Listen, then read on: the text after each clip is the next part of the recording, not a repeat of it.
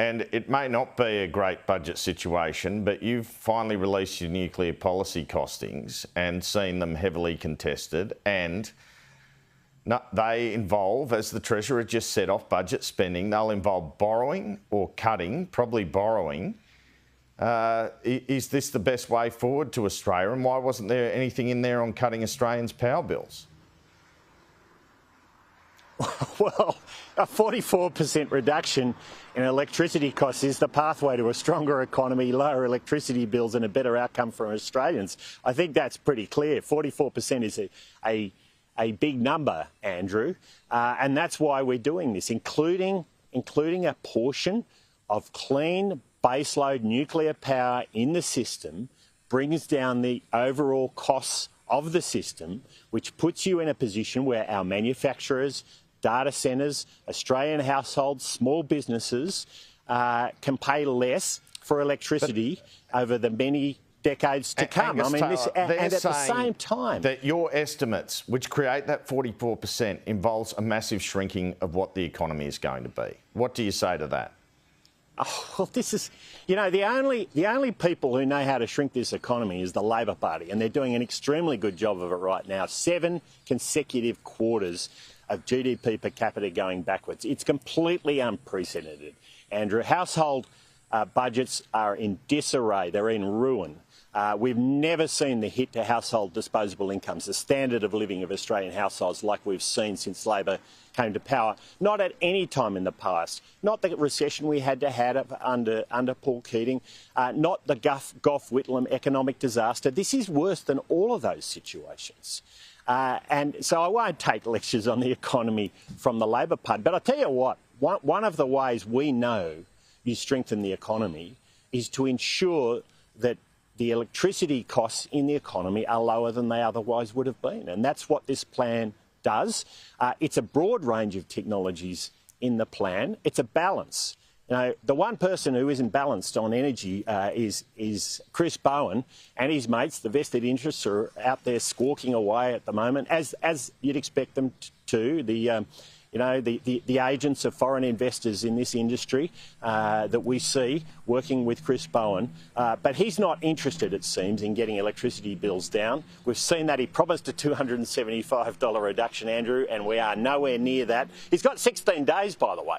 He's got 16 days for the deadline on that, but I think we can all be pretty confident we're not going to see that. But what you're talking about here, Angus Taylor, if we take the nuclear aspect out of it, is a massive federal government interference or involvement in the energy market. You're talking about up to 38% federal government-owned nuclear plants. We're talking about a capital cost of $140 billion by my calculations. 120, your guys say. It'll probably be more. Let's face it. I mean, you're a former energy minister. Doesn't this distort or stop private sector investment if you put this much federal government investment into an energy market?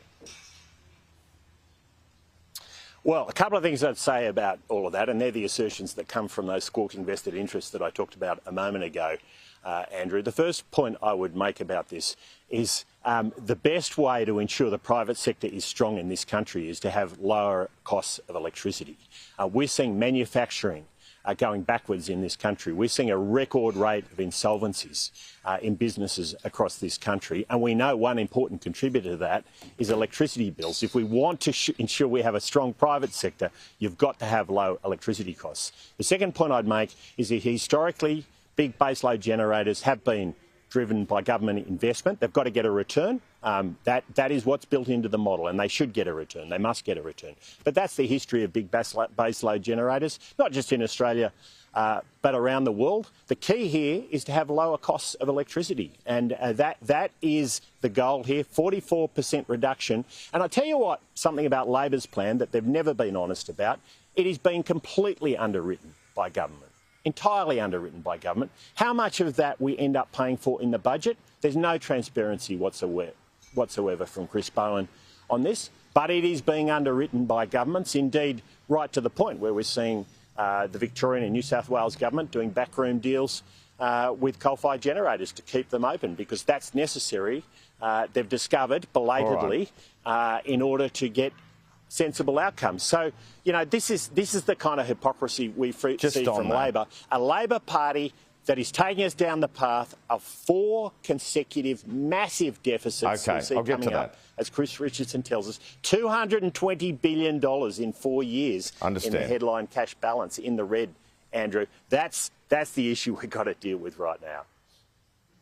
The coal-fired power station staying open for longer. Briefly, who funds that? Is that the federal government under you, or the state governments, or how's that going to happen? Well, that is all being costed in the costings that have been put out. Okay, fair enough. It includes coal remaining open until there is appropriate replacement, and that will be a mix of technologies. Could it be federal funds that allow? If I had the New South Wales government saying we're not going to do that. It's all entirely costed. Right now, the Victorian and New South Wales governments are covering that. We'll see. Labor hasn't been transparent about the pathway they're pursuing on this right now. They've put out some changes which are very vague and in principle. All right, Angus Taylor, I'm nearly out of time. We'll be watching that very closely. Sorry, I'm nearly out of time. I just want to get a couple of things in. The suggestion you could have a plant up and running by 2036, isn't that a bit ambitious? Mm-hmm. You've got to put a regulatory system in, etc. No, look. Yeah, I know. And, you know, it's true that under Labor, regulatory systems are sclerotic and they stop everything from happening. Our approach to a regulatory system is to get things moving, Andrew. It's a very different approach. It's a Liberal Party approach, which says don't clog up the system with more unnecessary regulation. Get your regulation right, fit for purpose, and get things done quickly. I mean, we're seeing a Labor Party that regulates our resources industry out of existence. Getting an approval through in the resources sector right now is impossible. Getting approvals through for housing is proving to be impossible. There's a different approach to regulation, which is fit for purpose to deliver the outcomes we need, but don't clog up the private sector, don't clog up investment, don't clog up the investments that need to be made by governments as well. But that's exactly what's happening under the Labor Party. I just want to circle back on this RBA board stuff with some developing news really on the program this morning. Now, I'm told not one person is getting sacked. So maybe they won't be on the rate-setting board, but no one's leaving the RBA. And I should clarify to our viewers, it's from the 1st of March this begins. So do you accept that? No one's going? Is there any particular person that's giving you a red flag when the government's giving you a name?